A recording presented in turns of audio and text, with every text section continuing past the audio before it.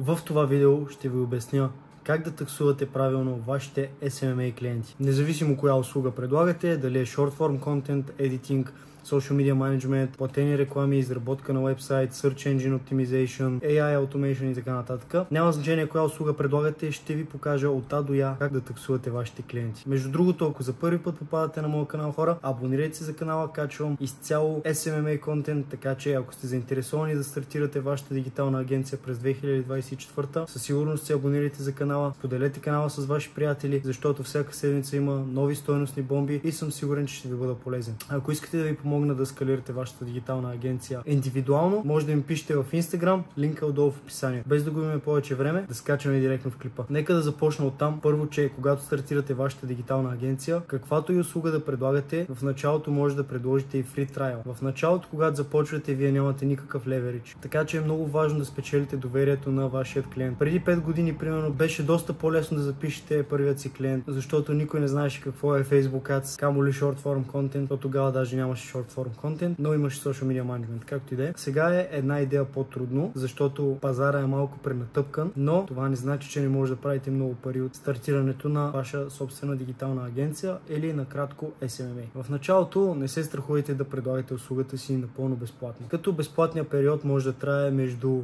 2 или 3 седмици и той ви е нужен просто за да спечелите доверието на вашия потенциален клиент, за да може след време той да започне да ви плаща. Нека да започнем с прайсинг структурата. Ако предлагате Short Form Content, като за начало си предлагайте услугата в пакет с менежиране на социалните мрежи. Като също може да предлагате и UGC към тази услуга. Какво е UGC? UGC е User Generated Content. Като за Short Form Content ви препоръчвам да таксувате между 30 и 35 лева, когато стартирате за едно видео в пакет от няколко видеа. Примерно може да предложите пакет от минимум 10 видеа или 15 видеа. Като менажирането може да го таксувате отделно или може да го направите напълно безплатно. Това си зависи изцяло от вас. Като за менажиране може да вземете между 100 и 200 лева отгоре. Тоест 35 лева на видео в пакет от 15 видеа плюс менажирането, което ще е 100 или 200 лева. Както вие си го направите. Започнах с Short Form Content, защото в момента е пренатъпкано с дигитални монтажисти в България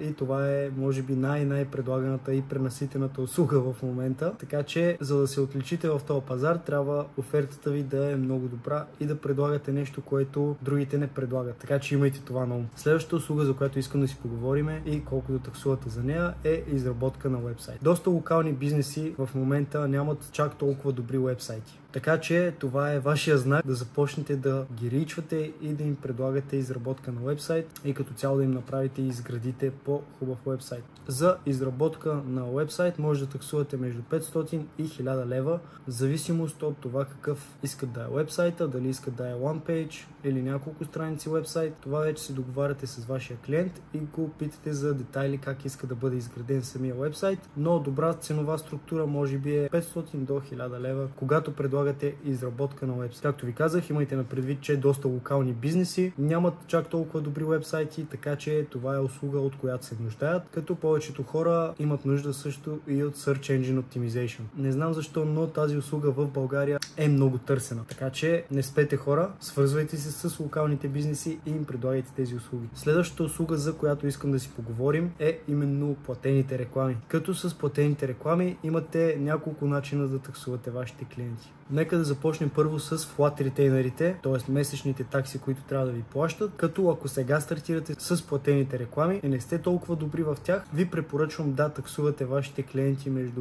500 и 800 лева, ако сега започвате. Платените реклами са страхотна услуга, с която може да скалирате масивно и изключително много и да достигнете много годи оборот. Като в началото, разбира се, ще трябва да започнете с по-малки ретейнери, но след като вече сте добри и може да предоставяте страхотни резултати, може да таксувате от 1000 до 10 000 лева на месец за платени реклами. Да, знам, че звучи ненормално. Кой ще ми плати 10 000 лева или 10 000 долара? Повярвайте ми, има компании и клиенти, които са готови да заплатят тези суми, стига вие да генерирате добър Return on Investment или ROI.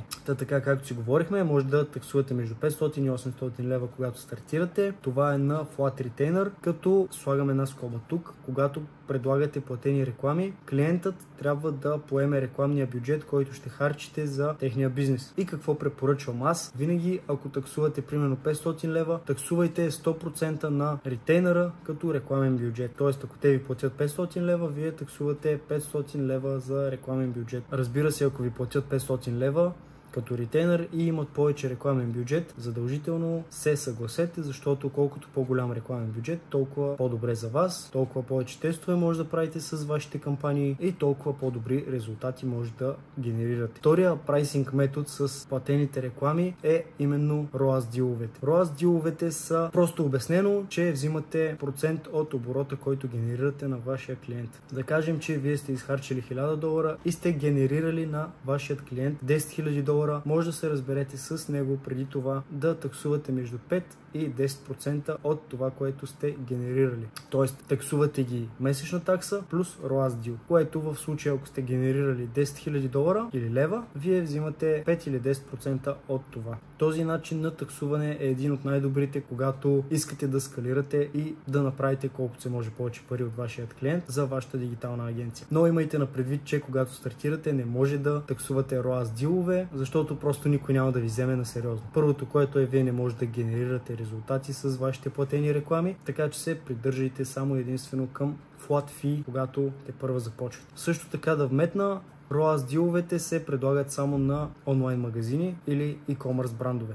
Също така може да предлагате Pay per Lead услуга, т.е. да го предлагате това нещо на бизнеси, които предлагат услуги, вместо бизнеси, които продават неща онлайн. Pay per Lead също е със страхотен прайсинг модел, когато предлагате платени реклами, специфично мета реклами. И последната услуга, за която ще си говорим днес, е Search Engine Optimization. Като за нея може да таксувате между 300 и 500 лева, в зависимост как се разберете с вашия клиент, кои ключови думи иска да му ранкнете на горна позиция в търсачката в Google и така нататък. Но като за старт между 300 и 500 лева е добре като за начало. Като имайте на предвид, че тази услуга в България е много търсена, наистина има много SEO агенции, които я предлагат, така че тук конкуренцията може би ще е малко по-голяма. Не знам със сигурност, защото не съм я предлагал толкова много, но ако някой я предлага от вас и знае за какво става въпрос на пазара в България, да напише отдолу в коментарите. Като цяло това са услугите, за които иска да си говорим днеска. Ако имате въпроси, пишете ги долу в коментарите. Ако имате нужда от помощ да стартирате вашата дигитална агенция, може да им пишете в Instagram и с удоволствие ще ви помогна. Абонирайте се за канала, харесайте клипчето, споделете го с приятели и ще се видим в следващото клипче.